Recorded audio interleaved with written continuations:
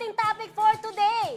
Mas nakakakilig ba ang love team kung sa totoong buhay ay may relasyon sila? Ayan. So yung love team, na mas nakakakilig ba sila kung may relationship sila, di ba? Ano? Bunutan, bunutan. Uy, kunin mo to. Oh, ayan na. Ano ito? Ah! Ay, buti lang. Gusto ko yes eh. Maybe. Eto, yes. Okay, yes ako eh. Diba? Oo naman, diba? Iba pa rin siyempre pag may relasyon at pagsasama sa proyekto, nakakakilig talaga kasi yung feelings nila, inaibibigyan nila ng todo, Yes ako. diba? Yes na yes talaga. No, mysterious. Sabihin niya. Paano ko to idedepensa, di ba? Kaya mo yan. Oo, so mas nakakakilig ba ang love team kung sa totoong buhay magkarelasyon sila? Hindi naman kailangan may relasyon para maging kilig, di ba?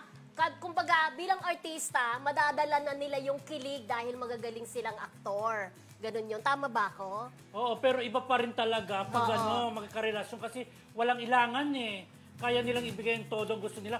Like example, si Aldra Brennicat at saka si AJ Raval, di ba sa love scene, doon mo lang makikita na binuhos, di ba? Binuhos ni Aldra ang love scene. Doon mo lang makikita nagpakaroon ng bad exposure kasi talagang jowa niya yung kapartner niya. No, not necessarily kailangan silang magkaroon ng relasyon para may kilig. The best example is Bea Alonso and John Lloyd Cruz.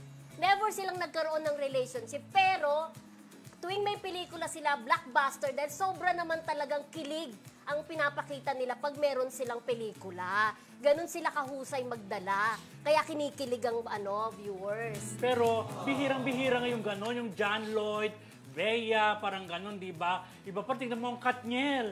Kahit anong proyekto, nandoon talaga yung madadala ka talaga.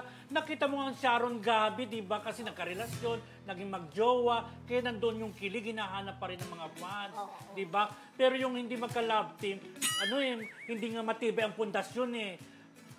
Mangilan-ngilan lang, kumbaga yung parang yung John at saka Bea, parang na lang yan, parang exception lang sa totoong nangyayari. I-update natin ang Barda. Ang Barda. Barbie Fortesa, David Licauco. Kumusang serye. Diba? Sobrang kinilig ang mga viewers. Kaya nga ipinanganak ang Barda. Yun ang pinakamalakas na love team ngayon ng GMA. Ano masasabi mo dyan? Hindi magjowa yan, ha? Merong Jack Roberto tong si Barbie at meron daw naman non-showbiz itong si David Licauco, ha? Pero kinikilig ang mga fans sa kanila. Sabi ko nga, exception talaga yun. Diba? Pero mangilan-ngilan lang yung ganyan. Iba pa rin pag magjowa ang magkasama sa proyekto, di ba? Anyways, tama naman kayo pareha. Totoo din sabi ni Friendship, kagaya nga ng Katniel. Bakit ang Katniel alam na ng mga tao na magjowa, pero this kid, pag pinanood mo na... Jadin before, di ba? Parang ginagaya ko sinasabi niyo, sabi mo, this kid, Jadin. Pero pag pinapanood mo sila, alam mo magjowa, may chemistry pa, may kilig-kiligan, dahil talagang magjowa na, pwede na rin gawin kung ano man ang gusto nilang gawin. Kagaya ng sabi ng AJ Raval, talagang eto, todo bigay. Pero totoo rin naman sa'yo naman friendship. Pwede na kahit hindi magkalaptama, sabi mo rin, Barda. Di ba? Bonggang-bongga yung serye nila, mag-isip ng kamay, taas ng rating. Ibig sabihin, kahit hindi rin sila magjowa, may chemistry, nakakakilig, tanggap pa rin ng mga tao. So pareho kayong may mga point, di ba? Hindi, iba pa rin talaga. Hindi matapos. Doon mo malalaman kung mahusay talaga magpakilig, umarte. Hindi, pero... Kailangan magkaroon ng relasyon para magpakilig. Pero lumalabas ang chemistry, ang tunay na chemistry, pag magjowa. Di ba? Hindi na kailangan ng effort, di ba? Kasi walang ilangan. Tingnan mo si Dennis Trillo at si Bea Alonso, aminadong nailang sila nung first taping day. Pero nangyayari, husgahan natin yan, di ba? Abangan natin. Malapit na yan yung Love Before Sunrise.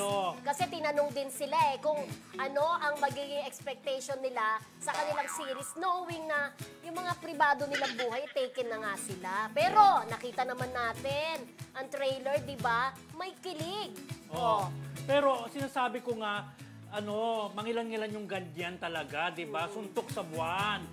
Ang talaga, Jeneline Dennis Trillo, parang ganong Kim Chiu at saka si Yan Lim. Iba pa rin pag magjowa talaga, ibang dating talaga. Yan.